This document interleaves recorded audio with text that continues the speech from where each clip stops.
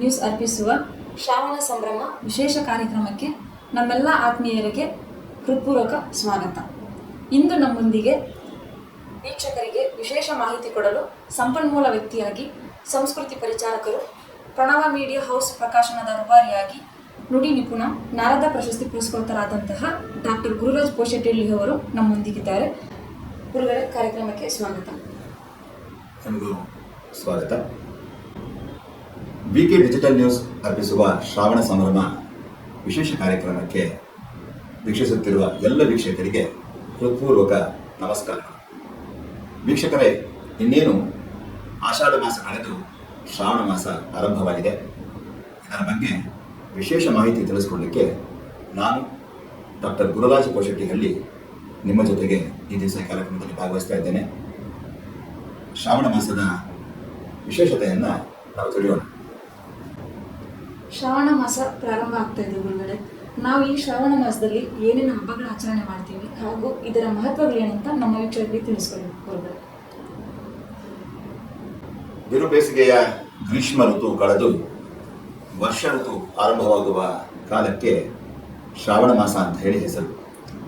ನಮ್ಮ ಚಾಂದ್ರಮಾನ ಪಂಚಾಂಗದ ಗಣನೆಯ ಅನುಸಾರವಾಗಿ ಇದು 5ನೆಯ ತಿಂಗಳು.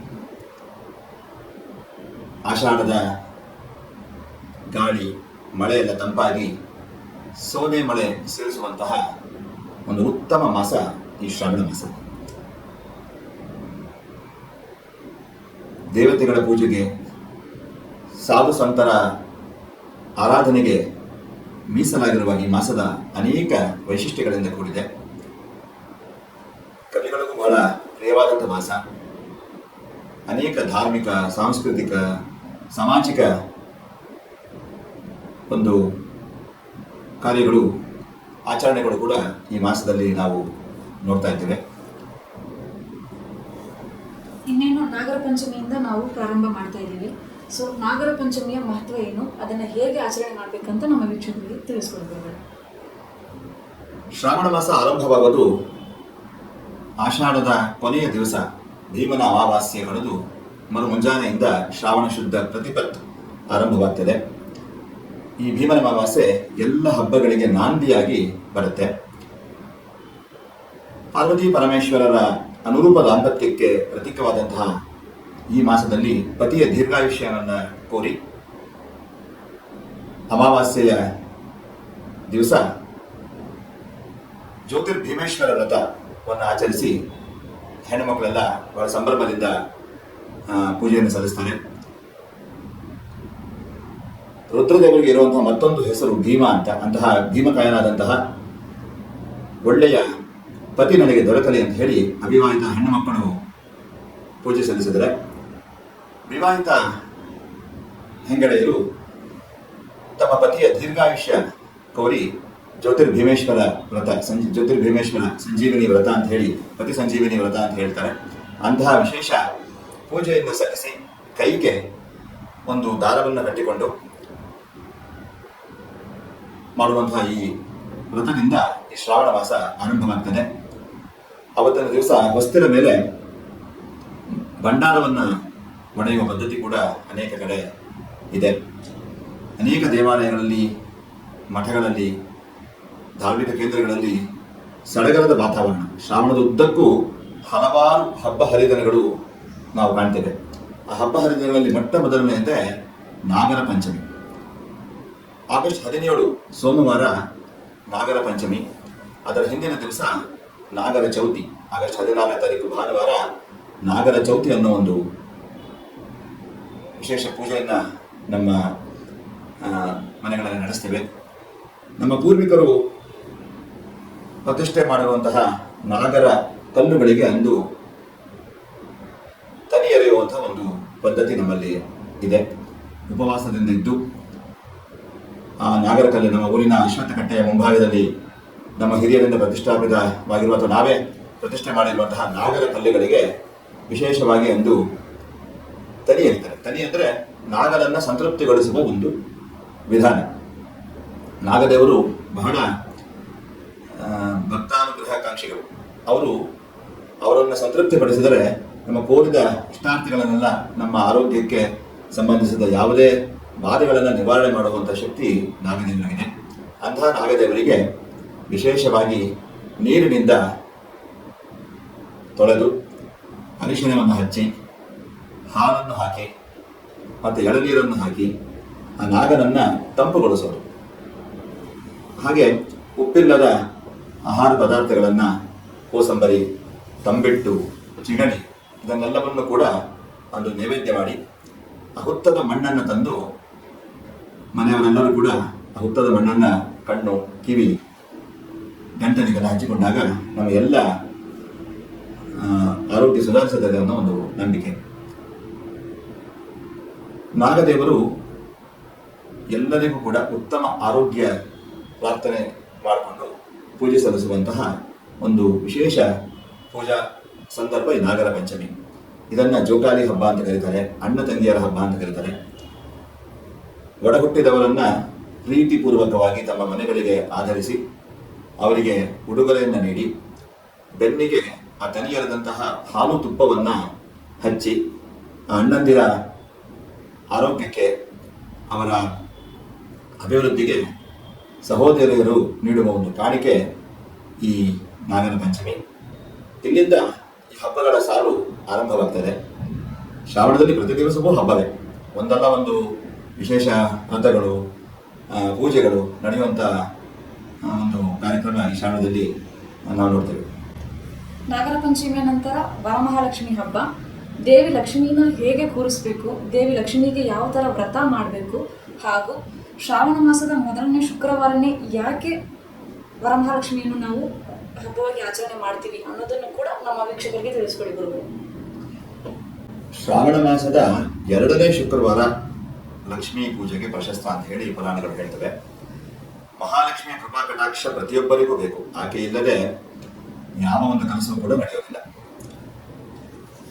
ನಮಗೆ ಎಲ್ಲ ವಿಧವಾದಂತಹ ಸೌಭಾಗ್ಯಗಳನ್ನು, ಧನಧಾನ್ಯಾದಿ ಅಭಿವೃದ್ಧಿಯನ್ನ ನಮಗೆ ದಯಪಾಲಿಸಬಹುದು ಸಾಕ್ಷಾತ್ ಮಹಾಲಕ್ಷ್ಮಿ. ಅಂತಹ ಮಹಾಲಕ್ಷ್ಮಿಯನ್ನ ವಿಶೇಷವಾಗಿ ಶ್ರಾವಣ ಮಾಸದ ಹುಣ್ಣಿಮೆಗೆ ಮುಂಚೆ ಬರುವ 2ನೇ ಶುಕ್ರವಾರದಂದು ಪೂಜಿಸುವ ಒಂದು ಪರಿಪಾಠ ನಮ್ಮಲ್ಲಿ ಇದೆ. ಅದನ್ನು ವರಮಹಾಲಕ್ಷ್ಮಿ ವ್ರತ ಎಂಬುದಾಗಿ ನಾವು ಆಚರಿಸ್ತೇವೆ. ಈ ಬಾರಿ ಒಂದು ಗೊಂದಲ ಇದೆ. ಆಗಸ್ಟ್ 21 2ನೇ ಶುಕ್ರವಾರ ಬರ್ತದೆ, ಅಂದು ಆಚರಿಸಬೇಕಾ, ಅಥವಾ ಆಗಸ್ಟ್ 28 ಹುಣ್ಣಿಮೆ ಬರ್ತದೆ ಅವತ್ತು ಆಚರಿಸಬೇಕಂತ. ಅಂದರೆ ಕೆಲವು ಪದ್ಧತಿಯ ಅನುಸಾರವಾಗಿ, ಕೆಲವು ಧಾರ್ಮಿಕ ಗ್ರಂಥಗಳಲ್ಲಿ ತಿಳಿಸಿರುವ ಮಾಹಿತಿಯ ಆಧಾರದಲ್ಲಿ ಹುಣ್ಣಿಮೆಗೆ ಮೊದಲು ಬರುವ 2ನೇ ಶುಕ್ರವಾರದಂದು ಆಚರಿಸುವ ಪದ್ಧತಿ ಕೆಲವು ಕಡೆ ಇದೆ. ಈ ಬಾರಿ ಹುಣ್ಣಿಮೆಗೂ ಮತ್ತು 2ನೇ ಶುಕ್ರವಾರಕ್ಕೂ 1 ವಾರ ಅಂತರವಿರೋದ್ರಿಂದ ಅದು ಅಂತರ ಜಾಸ್ತಿ ಆಗಿದೆ ಅಂತ ಹೇಳಿ ಒಂದು ನಿರ್ಣಯ. ಹಾಗಾಗಿ 28ನೇ ತಾರೀಕು ಅವತ್ತು ಹುಣ್ಣಿಮೆಯೂ ಇದ್ದು ಶುಕ್ರವಾರವೂ ಇರೋದರಿಂದ ಹುಣ್ಣಿಮೆಯುಕ್ತವಾದಂತಹ ಶುಕ್ರವಾರದಂದು ಪೂಜಿಸೋದ್ರಿಂದ ಬಹಳ ವಿಶೇಷ ಫಲ ಅಂತ ಹೇಳಿ ಧರ್ಮಶಾಸ್ತ್ರಕಾರರು ತಿಳಿಸ್ತಾರೆ. ಅವತ್ತಿನ ದಿವಸ ಮಹಾಲಕ್ಷ್ಮಿಯನ್ನ ಕಲಶ ರೂಪದಲ್ಲಿ ಆವಾಹನೆ ಮಾಡಿ ಆಕೆಯನ್ನ ಸಂತೃಪ್ತಿಗೊಳಿಸುವಂಥ ಒಂದು ವ್ರತ ವಿಧಾನ. ಪ್ರತಿಯೊಬ್ಬ ಭಾರತೀಯ ಸಂಸ್ಕೃತಿ ಆಚರಣೆಗಳಲ್ಲಿ ನಂಬಿಕೆ ಇರುವ ಎಲ್ಲ ಹೆಣ್ಣುಮಕ್ಕಳು ಕೂಡ ಒಂದು ವಿಶೇಷವಾಗಿ ತಾಯಿ ಮಹಾಲಕ್ಷ್ಮಿಯನ್ನ ಕಲಶ ರೂಪದಲ್ಲಿ ಅವರವರ ಶಕ್ತಿಯಾನುಸಾರ ಅನೇಕ ವಿಧವಾದ ಆಭರಣಗಳನ್ನು ಅದಕ್ಕೆ ಅರ್ಪಿಸಿ ಅಲಂಕಾರ ಮಾಡಿ ತಾವು ಸ್ವಯಂ ಅಲಂಕೃತರಾಗಿ ಮನೆ ಮುಂದೆಗಡೆಗೆ ಬಾಳೆ ಕಂಬ ತೋರಣಗಳಿಂದ ಅಲಂಕರಿಸಿ, ರಂಗವಲ್ಲಿಗಳಿಂದ ಅಲಂಕರಿಸಿ ಮಹಾಲಕ್ಷ್ಮಿಯನ್ನ ಉತ್ತಮವಾದ ಒಂದು ಪೀಠದಲ್ಲಿ ಅಕ್ಕಿ ತುಂಬಿದ ಒಂದು ಹರಿವಾಣದಲ್ಲಿ ಆ ಲಕ್ಷ್ಮಿಯ ಕಲಶವನ್ನು ಪ್ರತಿಷ್ಠಾಪಿಸಿ ಕೇವಲ ಲಕ್ಷ್ಮಿಯನ್ನ ಮಾತ್ರ ಪೂಜೆ ಮಾಡುವುದಲ್ಲದೆ ಲಕ್ಷ್ಮೀ ಸಹಿತವಾಗಿ ಶ್ರೀಮನ್ನಾರಾಯಣನನ್ನು ಕೂಡ ಆರಾಧಿಸಿ ಅವರಿಬ್ಬರ ಕೃಪಾ ಕಟಾಕ್ಷಕ್ಕೆ ಶರಣು ಹೋಗುವ ಒಂದು ಪುಣ್ಯ ಪರ್ವಕಾಲ ವರಮಹಾಲಕ್ಷ್ಮಿ ವ್ರತ. ಅಂದು ಷೋಡಶೋಪಚಾರ ಪೂಜೆಗಳನ್ನು ಮಾಡಿ ಆ ಕಲಶದಲ್ಲಿ ಸನ್ನಿಹಿತಳಾಗಿರುವ ಮಹಾಲಕ್ಷ್ಮಿಯನ್ನ ಭಕ್ತಿಯಿಂದ ಪ್ರಾರ್ಥಿಸಿ ಬಗೆ ಬಗೆಯಾದಂತಹ ನೈವೇದ್ಯಗಳನ್ನು ಅರ್ಪಿಸಿ ಈ ವ್ರತವನ್ನ ಆಚರಿಸ್ತಾರೆ. ಅವತ್ತು ಕೂಡ ಒಂದು ಕೈಗೆ ದಾರ ಕಟ್ಟಿಕೊಳ್ಳುವ ಒಂದು ಪದ್ಧತಿ ಇದೆ. ಹಾಗೆ ಲಕ್ಷ್ಮಿಗೆ ಪ್ರಿಯವಾದಂತಹ ಕುಂಕುಮಾರ್ಚನೆಯನ್ನ ಮಾಡಿ ತನ್ನ ಮನೆಯಲ್ಲಿ ಧನ ಧಾನ್ಯ ಪಶು ಪುತ್ರ ಪೌತ್ರಾದಿಗಳಿಂದ ಸಮೃದ್ಧವಾಗಿರಲಿ, ದೀರ್ಘಾಯುಷ್ಯವನ್ನ ಕೊಡಲಿ ಅಂತ ಹೇಳಿ ತಾಯಿ ಮಹಾಲಕ್ಷ್ಮಿಯನ್ನ ಪೂಜಿಸುವ ಈ ಮಹಾವ್ರತಕ್ಕೆ ವರಮಹಾಲಕ್ಷ್ಮಿ ವ್ರತವೆಂದು ಆಚರಿಸ್ತಾರೆ. ಲಕ್ಷ್ಮಿ ಹಬ್ಬ ಆದಮೇಲೆ ಒಂದು ಹಬ್ಬಗಳು ಬರ್ತಾನೆ ಇರುತ್ತೆ. ಸೊ ಉಪಕರ್ಮ ಆಗಿರ್ಬೋದು, ರಕ್ಷಾಬಂಧನ ಆಗಿರ್ಬೋದು, ರಾಘವೇಂದ್ರ ಸ್ವಾಮಿ ಆರಾಧನೆ ಆಗಿರ್ಬೋದು. ಸೊ ಇದನ್ನು ಹೇಗೆ ಆಚರಣೆ ಮಾಡಬೇಕು, ಅದರ ಮಹತ್ವ ಏನಂತ ನಮ್ಮ ವೀಕ್ಷಕರಿಗೆ ತಿಳಿಸ್ಕೊಡಿ. ಶ್ರಾವಣ ಮಾಸದಲ್ಲಿ ನಾನು ಆಗಲೇ ಹೇಳಿದಂಗೆ ಸಾಲು ಸಾಲು ಹಬ್ಬಗಳು ನೋಡಿ. ಶ್ರಾವಣ ಮಂಗಳವಾರಗಳಂದು ಮದುವೆಯಾದಂತಹ ವಿವಾಹಿತ ಹೆಣ್ಣು ಮಕ್ಕಳುಗಳು ಮಂಗಳ ಗೌರಿ ವ್ರತವನ್ನು ಆಚರಿಸ್ತಾರೆ. ಮಂಗಳ ಗೌರಿ ವ್ರತ ವಿಶೇಷವಾದದ್ದು. 5 ವರ್ಷಗಳ ಕಾಲ ಆಚರಿಸಿ ತದನಂತರದಲ್ಲಿ ಅದರ ಉದ್ಯಾಪನೆಯನ್ನು ಮಾಡ್ತಾರೆ. ಹಾಗೆ ಶ್ರಾವಣ ಶುಕ್ರವಾರಗಳಂದು ಲಕ್ಷ್ಮೀ ಆರಾಧನೆಗೆ ವಿಶೇಷವಾಗಿದೆ. ಇನ್ನು ಶ್ರಾವಣ ಶನಿವಾರಗಳಂದು ಕಲಿಯುಗದ ಹೆದ್ದೈವನಾಗಿರತಕ್ಕಂತಹ ಶ್ರೀನಿವಾಸನ ಆರಾಧನೆ. ಪ್ರತಿಯೊಂದು ಶ್ರೀನಿವಾಸನ ದೇವಸ್ಥಾನಗಳಲ್ಲಿ ಅವತ್ತು ವಿಶೇಷ ಜನರ ಒಂದು ಉತ್ಸವಗಳಲ್ಲಿ ಪಾಲ್ಗೊಳ್ತಾರೆ. ಏನಂದ್ರೆ ಶ್ರಾವಣ ಶನಿವಾರ ವಿಷ್ಣುವಿನ ಆರಾಧನೆಗೆ ಬಹಳ ಪ್ರಾಮುಖ್ಯತೆ. ಹಾಗೆ ನಮ್ಮಲ್ಲಿ ಅವತ್ತು ಪಡಿ ಬೀರೋದು ಅಂತ ಹೇಳಿ ಈ ಪ್ರತಿಯೊಂದು ಮನೆಗೂ ಹೋಗಿ ಪಡಿ ಕಾಳು ಅಂದ್ರೆ ಅಕ್ಕಿ ಅಥವಾ ಇನ್ನೇನಾದರೂ ಆಹಾರ ವಸ್ತುಗಳನ್ನ ಒಂದು ದಾನದ ರೂಪದಲ್ಲಿ ಸ್ವೀಕರಿಸಿ ಅದನ್ನ ದೇವರಿಗೆ ನಿವೇದನೆ ಮಾಡಿ ಕೊಳ್ಳುವಂಥ ಒಂದು ಪದ್ಧತಿ ಇವತ್ತಿಗೂ ಕೂಡ ನಮ್ಮ ಪ್ರಾಂತ್ಯಗಳಲ್ಲಿ ಆಚರಣೆಯಲ್ಲಿದೆ. ರಾಮದೇವರಿಗೆ ವಿಶೇಷವಾಗಿ ತಂಬಿಟ್ಟಿನ ಆರತಿ ಮಾಡಿ ರಾಮಕಥಾ ಶ್ರವಣ ಮಾಡುವಂತಹ ಒಂದು ಪದ್ಧತಿ ಕೂಡ ಇದೆ. ಶ್ರಾವಣ ಮಾಸದಲ್ಲಿ ವಿಷ್ಣುವಿನ ಆರಾಧನೆಗೆ ಬಹಳ ಪ್ರಾಮುಖ್ಯತೆ. ಇನ್ನ ವರಮಹಾಲಕ್ಷ್ಮಿ ವ್ರತದ ಸಮೀಪದಲ್ಲೇ ಉಪಕರ್ಮ ಬರ್ತದೆ. ಯಜ್ಞೋಪವೀತ ಧಾರಣೆ ಮಾಡುವಂತಹ ಒಂದು ವಿಶೇಷ ಸಂದರ್ಭ. ಉಪನೀತರಾದಂತಹ ಎಲ್ಲ ವಟುಗಳು ಗೃಹಸ್ಥರು ಕೂಡ ಅಂದು ತಮ್ಮ ತಮ್ಮ ಒಂದು ವೇದದ ಶಾಖೆಯ ಅನುಸಾರವಾಗಿ ಋಗ್ವೇದಿಗಳು ಹಾಗೆ ಯಜುರ್ವೇದಿಗಳು ಕೂಡ ಅವತ್ತು ಉಪಕರ್ಮವನ್ನ ಆಚರಿಸ್ತಾರೆ.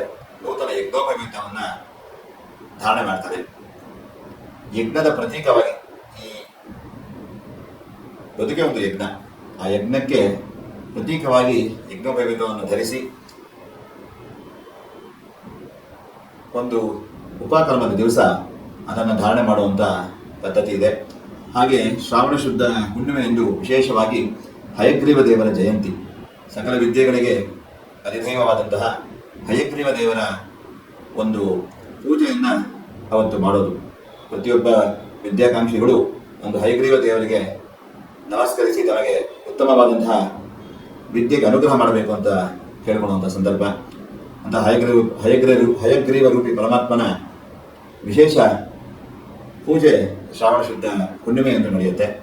ಹಾಗೆ ಸಹೋದರರಿಗೆ ಸಹೋದರಿಯರು ತಮ್ಮ ಸಹೋದರತ್ವದ ಸಂಕೇತವಾಗಿ ಕಟ್ಟುವಂತಹ ರಕ್ಷಾಬಂಧನ ಕೂಡ ಅವತ್ತು ನಡೆಯುತ್ತೆ. ಆ ರಕ್ಷಾಬಂಧನ ನಮ್ಮ ಭಾರತೀಯ ಸಂಸ್ಕೃತಿಯಲ್ಲಿ ಹಾಸುಹೊಕ್ಕಾಗಿ ಈ ಒಂದು ಆಚರಣೆ ನಡೆದು ಬಂದಿದೆ. ಇಂಥ ಅನೇಕ ವೈಶಿಷ್ಟ್ಯಗಳು ಈ ನಮ್ಮ ಶ್ರಾವಣ ಮಾಸದಲ್ಲಿ ನಡೆಯುತ್ತೆ. ಇದಕ್ಕೂ ಒಂದೆರಡು ವಿಚಾರಗಳು ತಿಳಿಸಬೇಕು ಅಂದರೆ, ಅನೇಕ ಸಾಧು ಸಂತರ ಜಯಂತಿ ಆರಾಧನೆಗಳು ಕೂಡ ಈ ಮಾಸದಲ್ಲಿ ನಡೆದು ಬರ್ತಾ ಇದೆ. ಶ್ರಾವಣ ಶುದ್ಧ ಪಂಚಮಿ ದಿವಸ ಶ್ರೇಷ್ಠ ಹರಿದಾಸಿನಿ ಹಳಬನಕಟ್ಟೆ ಗಿರಿಯಮ್ಮನವರ ಪುಣ್ಯ ಸ್ಮರಣೆ. ರಾಣೆಬೆನ್ನೂರು ಸಮೀಪದ ಆ ಒಂದು ಪ್ರಾಂತ್ಯದಲ್ಲಿ ಹರಿದಾಸಿನಿಯಾಗಿ ರಂಗನನ್ನ ಒಲಿಸಿಕೊಂಡಂತಹ ಶ್ರೇಷ್ಠ ಹರಿದಾಸಿನಿ ಹಳಬನಕಟ್ಟೆ ಗಿರಿಯಮ್ಮನವರು ದೇಹತ್ಯಾಗ ಮಾಡಿದಂತಹ ಪುಣ್ಯಕಾಲ. ಅವತ್ತು ಅವರ ಸ್ಮರಣೆ ಆಗುತ್ತೆ. ಹಾಗೆ ಶ್ರಾವಣ ಶುದ್ಧ ಸಪ್ತಮಿ ಎಂದು ತುಳಸಿದಾಸರ ಜಯಂತಿ. ಹಿಂದಿಯಲ್ಲಿ ಬಹಳ ಉತ್ಕೃಷ್ಟವಾದಂತಹ ರಾಮಚರಿತ ಮಾನಸ ಕಾವ್ಯವನ್ನ ಎಲ್ಲ ಭಗವದ್ ಭಕ್ತರಿಗೆ ನೀಡಿದಂತಹ ಶ್ರೀ ತುಳಸಿದಾಸರ ಜಯಂತಿ ಅವತ್ತು ನಮಗೆ ಇದೆ. ತುಳಸಿದಾಸರ ಸ್ಮರಣೆ ಮಾಡುವಂಥ ಒಂದು ಕಾಲ. ಹಾಗೆ ರಾಘವೇಂದ್ರ ಸ್ವಾಮಿಗಳ ಶಿಷ್ಯನಾಗಿ ಮಂತ್ರಾಲಯ ಸಮೀಪ ಇವರಾಮಪುರದಲ್ಲಿ ಇರುವ ಶ್ರೀ ಅಪ್ಪ ಅವರ ಆರಾಧನೆ ಕೂಡ ಶ್ರಾವಣ ಶುಕ್ಲ ಪಕ್ಷದ ತೃತೀಯದಂದು ನಾವು ಆಚರಿಸ್ತೇವೆ. ರಾಘವೇಂದ್ರ ಸ್ವಾಮಿಗಳ ಆರಾಧನೆಯ 15 ದಿವಸ ಮುಂಚಿತವಾಗಿ ಅವರ ಶಿಷ್ಯೋತ್ತಮನಾದಂತಹ ಶ್ರೀ ಅಪ್ಪ ಅವರ ಆರಾಧನೆ ಬರುತ್ತೆ. ಹೀಗೆ ಅನೇಕ ಆ, ಧಾರ್ಮಿಕ ಸಾಂಸ್ಕೃತಿಕ ಚಿಂತಕರ ಒಂದು ಸ್ಮರಣೆ ಕೂಡ ಆಗುತ್ತೆ. ಈ ಶ್ರಾವಣ ಮಾಸದಲ್ಲಿ ನಾವೆಲ್ಲ ಹಬ್ಬದ ಸಂಭ್ರಮದ ಒಂದು ಕಡೆ ಇದ್ರೆ, ಮತ್ತೊಂದೆಡೆ ನಮ್ಮ ಭಾರತ ದೇಶಕ್ಕೆ ಸ್ವಾತಂತ್ರ್ಯ ಬಂದಿರೋ ದಿನ ಕೂಡ ಇದೇ ಶ್ರಾವಣ ಮಾಸದಲ್ಲಿ ಪ್ರಾರಂಭ ಆಗ್ತಾ ಇದೆ. ಸೊ ಅದ್ರ ಬಗ್ಗೆ ನೀವು ತಿಳಿಸ್ಕೊಡಿ. ಅದು ಒಂದು ಯೋಗನೇ ಇರಬೇಕು. ನಮ್ಮ ದೇಶ ದಾಸ್ಯ ಮುಕ್ತವಾಗಿ ಸ್ವತಂತ್ರ ಭಾರತವಾಗಿ ರಾರಾಜಿಸಿದ್ದು ಇದೇ ಶ್ರಾವಣ ಮಾಸದಲ್ಲಿ. ಅದು ನಮ್ಮೆಲ್ಲರಿಗೂ ಹೆಮ್ಮೆ. 79 ಸಂವತ್ಸರಗಳನ್ನು ಕಳೆದು 80ನೇ ಸಂವತ್ಸರದತ್ತ ದಾಪುಗಾಲಿಡುತ್ತಿರುವ ನಮ್ಮ ಹೆಮ್ಮೆಯ ಭಾರತಕ್ಕೆ ಅಂದು ಸ್ವಾತಂತ್ರ್ಯ ಸಿಕ್ಕಂತಹ ಸಂಭ್ರಮ. ಎಲ್ಲ ದೇಶಭಕ್ತರ ಪ್ರಾಣ ಬಲಿದಾನಗಳ ಪ್ರತೀಕವಾಗಿ ನಮ್ಮ ದೇಶ ಬ್ರಿಟಿಷರ ದಾಸ್ಯದಿಂದ ವಿಮುಕ್ತಿಗೊಂಡಂತಹ ಒಂದು ದಿನ. ಪ್ರತಿಯೊಬ್ಬ ನಾಗರಿಕರು ನಮ್ಮ ದೇಶದ ಬಗ್ಗೆ ಹೆಮ್ಮೆ ಪಟ್ಟುಕೊಳ್ಳುವಂತಹ, ಧ್ವಜಾರೋಹಣ ಮಾಡಿ ಭಾರತ ಮಾತೆಗೆ ವಂದನೆ ಸಲ್ಲಿಸುವಂತಹ ಒಂದು ಪುಣ್ಯಕಾಲ ಅಂತಲೇ ಹೇಳಬೇಕು. ಅಂತಹ ಒಂದು ಸಂಭ್ರಮದಲ್ಲಿ ನಾವೆಲ್ಲ ಇದ್ದೇವೆ. ಅದು ಕೂಡ ಇದೇ ಶ್ರಾವಣದಲ್ಲಿ ಬರೋದು ಇನ್ನೂ ವಿಶೇಷ. ಹಾಗೆ ಅವತ್ತು ಮತ್ತೊಬ್ಬ ಮಹನೀಯರ ಜನ್ಮದಿನ ಕೂಡ ಇದೆ. ಶ್ರೀ ಮಹರ್ಷಿ ಅರವಿಂದರ ಜನ್ಮದಿನ. ಶ್ರೀ ಅರವಿಂದರು ಈ ಭಾರತ ಕಂಡಂತಹ ದೊಡ್ಡ ಮೇಧಾವಿಗಳು, ಸ್ವಾತಂತ್ರ್ಯ ಹೋರಾಟಗಾರರು. ನಮ್ಮ ಸಂಸ್ಕೃತಿಯ ಪ್ರತೀಕವಾಗಿ ಅನೇಕ ವೇದ ಮಂತ್ರಗಳಿಗೆ ಅರ್ಥವನ್ನು ಬರೆದು ಪಾಂಡಿಚೇರಿಯ ಶ್ರೀ ಅರವಿಂದ ಆಶ್ರಮದಲ್ಲಿ ಅವರ ಐಕ್ಯವಾದಂತಹ ಸ್ಥಳ ಇದೆ. ಅಂತಹ ಹೆಮ್ಮೆಯ ದೇಶಭಕ್ತ ಸುಪುತ್ರನನ್ನು ಈ ಭೂಮಿಗೆ ಜನ್ಮ ನೀಡಿದಂತಹ ವಿಶೇಷ ದಿವಸ ಆಗಸ್ಟ್ 15. ಅವತ್ತು ಶ್ರೀ ಅರವಿಂದರ ಜಯಂತಿ ಕೂಡ ಆಗಿದೆ. ಇದರ ಜೊತೆಗೆ ಮಂಗಳ ಗೌರಿ ವ್ರತ ಹೇಗೆ ಮಾಡಬೇಕು, ಹಾಗೂ ಕೃಷ್ಣ ಜನ್ಮಾಷ್ಟಮಿ ಕೂಡ ಬರ್ತಾ ಇದೆ. ಸೊ ಅವತ್ತಿನ ಕೃಷ್ಣ ಜನ್ಮಾಷ್ಟಮಿ ದಿನ ನಾವು ಕೃಷ್ಣನಿಗೆ ಏನೇನು ಪ್ರಿಯವಾದದನ್ನೆಲ್ಲ ಅರ್ಪಿಸಬೇಕು, ಹೇಗೆ ಮಾಡ್ತಾರೆ ಅನ್ನೋದನ್ನು ಕೂಡ ನೀವು ತಿಳಿಸ್ಕೊಡ್ಬೋದು. ಕೃಷ್ಣ ಜನ್ಮಾಷ್ಟಮಿ ಮುಂಚೆ ನಾವು ಮಂತ್ರಾಲಯದ ಮಹಾಮುನಿ ಶ್ರೀ ರಾಘವೇಂದ್ರ ಸ್ವಾಮಿಗಳ ಸ್ಮರಣೆ ಮಾಡಬೇಕು. ಯಾಕಂದರೆ ದೇವರೆಂದರೆ ತಿಮ್ಮಪ್ಪ, ಗುರುಗಳೆಂದರೆ ರಾಘಪ್ಪ ಅಂತ ಒಂದು ನಾಣ್ಣುಡಿ ಇದೆ. ಅದರ ಪ್ರತೀಕವಾಗಿ ಕಲಿಯುಗದ ಆರಾಧ್ಯ ದೈವ ತಿರುಪತಿಯ ಶ್ರೀ ವೆಂಕಟರಮಣರಾದರೆ ಭಕ್ತರ ಸಂಕಷ್ಟಗಳನ್ನು ಕಳೆದು ಅವರಿಗೆ ಅನುಗ್ರಹ ಮಾಡುವಂತಹ ಮಹಾ ಮಹಿಮರು ಮಂತ್ರಾಲಯದಲ್ಲಿ ನೆಲೆಸಿರುವ ಶ್ರೀ ರಾಘವೇಂದ್ರ ಸ್ವಾಮಿಗಳು. ಶ್ರೀ ರಾಘವೇಂದ್ರ ಸ್ವಾಮಿಗಳು ಶರೀರವಾಗಿ ಬೃಂದಾವನ ಪ್ರವೇಶಿಸಿ 355 ವರ್ಷಗಳು ಸಂದಿದೆ. ಈ ವರ್ಷ ಅವರ 355ನೇ ಆರಾಧನಾ ಮಹೋತ್ಸವವಾಗಿದೆ. ಕೃಷ್ಣ ಬಿದಿಗೆ ಮತ್ತು ಶ್ರಾವಣ ಕೃಷ್ಣ ತೃತೀಯದಂದು ಮಂತ್ರಾಲಯ ಸುಕ್ಷೇತ್ರದಲ್ಲಿ ಪರಮಪೂಜ್ಯ ಶ್ರೀ ಶ್ರೀ ಸುಭದೇಂದ್ರ ತೀರ್ಥ ಶ್ರೀಪಾದಗಳವರ ನೇತೃತ್ವದಲ್ಲಿ 355ನೇ ಆರಾಧನೆ ನಡೀತಾ ಇದೆ. ಹಾಗೆ ನಾಡಿನ ಭಾರತಾದ್ಯಂತ ವಿದೇಶಗಳಲ್ಲೂ ಕೂಡ ರಾಯರ ಮೃತ್ತಿಕಾ ವೃಂದಾವನ ಸನ್ನಿಧಾನದಲ್ಲಿ ಅವರ ಆರಾಧನೆ ನಡೆಸ್ತಾರೆ. ಕಲಿಯುಗದ ಕಲ್ಪತರುವಾಗಿ ಕಾಮಧೇನು ಕಲ್ಪವೃಕ್ಷವಾಗಿ ನಮ್ಮೆಲ್ಲರನ್ನೂ ಅನುಗ್ರಹ ಮಾಡಲಿಕ್ಕೆ ಶರೀರವಾಗಿ ಬೃಂದಾವನದಲ್ಲಿ ಪ್ರವೇಶಿಸಿದಂತಹ ಮಹಾಸುದಿನ ಅವರ ಸ್ಮರಣೆ ಕೂಡ ಈ ಸಂದರ್ಭದಲ್ಲಿ ಮಾಡುವುದು ಅತ್ಯವಶ್ಯ. ಇನ್ನು ಮುಂದೆ ಶ್ರಾವಣ ಕೃಷ್ಣ ಪಕ್ಷದ ಅಷ್ಟಮಿ ಎಂದು ಭಗವಂತನ 8ನೇ ಅವತಾರ, ದಶಾವತಾರಗಳಲ್ಲಿ 8ನೇ ಅವತಾರವಾದಂತಹ ಶ್ರೀಕೃಷ್ಣಾವತಾರ ನಡೆದಂತಹ ದಿವಸ.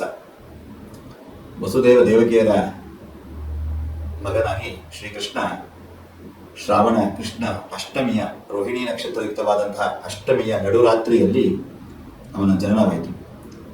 ಪ್ರಭು ಶ್ರೀರಾಮಚಂದ್ರ ಶ್ರಾವಣ ಶುದ್ಧ ನವಮಿ ಎಂದು ಮಧ್ಯಾಹ್ನ ಕಾಲದಲ್ಲಿ, ಬಿರು ಬೇಸಿಗೆಯ ಮಧ್ಯಾಹ್ನ ಕಾಲದಲ್ಲಿ ಅವತಾರವಾದರೆ, ಜಗದ್ಗುರುವಾದಂತಹ ಶ್ರೀಕೃಷ್ಣ ಶ್ರಾವಣ ಮಾಸದ ಕೃಷ್ಣ ಪಕ್ಷದ ಅಷ್ಟಮಿಯ ನಡುರಾತ್ರಿಯಲ್ಲಿ ಈ ಭೂಮಿಯಲ್ಲಿ ಅವತರಿಸಿದ. ಎಲ್ಲ ಸಜ್ಜನರನ್ನು ಉದ್ಧರಿಸಿದ. ಬದುಕಿಗೆ ಬೆಳಕಾದ ಭಗವದ್ಗೀತೆಯನ್ನು ನೀಡಿದ. ಅವನನ್ನ ಪರಿಪರಿಯಾಗಿ ಶ್ರೀಮದ್ ಭಾಗವತ ಕೊಂಡಾಡ್ತದೆ. ಭಾಗವತ ದಶಮ ಸ್ಕಂದದಲ್ಲಿ ವಿಶೇಷವಾಗಿ ಶ್ರೀಕೃಷ್ಣಾವತಾರದ ಲೀಲೆ, ಸ್ವಾರಸ್ಯಗಳು, ಅವನ ಲೀಲೆಗಳ ಬಗ್ಗೆ ನಮಗೆ ಮಾಹಿತಿ ಸಿಗತ್ತೆ. ಅಂತಹ ಪ್ರಭು ಶ್ರೀಕೃಷ್ಣ ಭೂಮಿಯಲ್ಲಿ ಅವತರಿಸಿದ್ದು ಶ್ರಾವಣ ಮಾಸದ ಕೃಷ್ಣ ಪಕ್ಷದ ಅಷ್ಟಮಿ. ಅವತ್ತು ನಡುರಾತ್ರಿ ತನಕ ಉಪವಾಸವಿದ್ದು ಚಂದ್ರೋದಯ ಕಾಲದಲ್ಲಿ ಶ್ರೀಕೃಷ್ಣನ ಜನ್ಮ ನಿಮಿತ್ತವಾಗಿ ಅರ್ಘ್ಯ ಪ್ರದಾನ ಮಾಡಿ ಬಗೆ ಬಗೆಯಾದಂತಹ ತಿಂಡಿಗಳನ್ನು ದೇವರಿಗೆ ಅರ್ಪಿಸಿ, ಬಿರು ಬೇಸಿಗೆಯ ಶ್ರೀ ರಾಮನಾಥ ಅವರ ಕಾಲದಲ್ಲಿ ಪಾನಕ ಕೋಸಂಬರಿಗಳನ್ನು ಅರ್ಪಿಸಿ ನಾವು ನೈವೇದ್ಯವಾಗಿ ಅರ್ಪಿಸಿದರೆ, ಈ ಮಳೆಗಾಲದಲ್ಲಿ ಎಣ್ಣೆಯಲ್ಲಿ ಕರೆದಂತಹ ಅನೇಕ ವಿಧವಾದಂತಹ ಬಗೆ ಬಗೆಯ ಭಕ್ಷ್ಯ ಭೋಜ್ಯಗಳನ್ನು, ಚಕ್ಕುಲಿ, ಉಂಡೆ, ಇನ್ನೂ ಅನೇಕ ವಿಧವಾದಂತಹ ಭಕ್ಷ್ಯಗಳನ್ನೆಲ್ಲ ನಾವು ಶ್ರೀಕೃಷ್ಣನಿಗೆ ಅರ್ಪಿಸಿ, ಮರುದಿವಸ ಶ್ರೀಕೃಷ್ಣ ಲೀಲೋತ್ಸವ, ಆ ಹುಟ್ಟಿದ ಸಂಭ್ರಮವನ್ನು ಎಲ್ಲ ವೃಂದಾವನದ ಸಮಸ್ತ ಭಕ್ತರು ಕೂಡ ಆಚರಿಸುವಂತಹ ಒಂದು ದೊಡ್ಡ ಸಂಭ್ರಮದ ಉತ್ಸವ. ಕೃಷ್ಣ ಹುಟ್ಟಿದ ಅಂದರೆ ದೇವತೆಗಳು ಆಕಾಶದಿಂದ ಪುಷ್ಪವೃಷ್ಟಿ ಬೆರೀತಾರೆ. ಹಾಗೆ ನಂದಗೋಕುಲದ ಎಲ್ಲ ಬಾಲಕರು ಒಳಗೂಡಿ ಅಂದು ಮೊಸರು ಕುಡಿಕೆ, ಹಾಲು ಮೊಸರು ತುಂಬಿದ ಗಡಿಗೆಯನ್ನು ಒಡೆಯುವುದು, ಎಲ್ಲೆಡೆ ಲೀಲೋತ್ಸವದ ಸಂಭ್ರಮ. ಈ 2 ದಿವಸಗಳು ಶ್ರೀಕೃಷ್ಣಾವತಾರದ ಕೃಷ್ಣ ಜನ್ಮಾಷ್ಟಮಿ, ಮೊದಲ ದಿವಸ ಶ್ರೀಕೃಷ್ಣ ಲೀಲೋತ್ಸವ. ಇದರೊಂದಿಗೆ ಈ ಶ್ರಾವಣ ಮಾಸ ಸಂಪನ್ನವಾಗುತ್ತದೆ.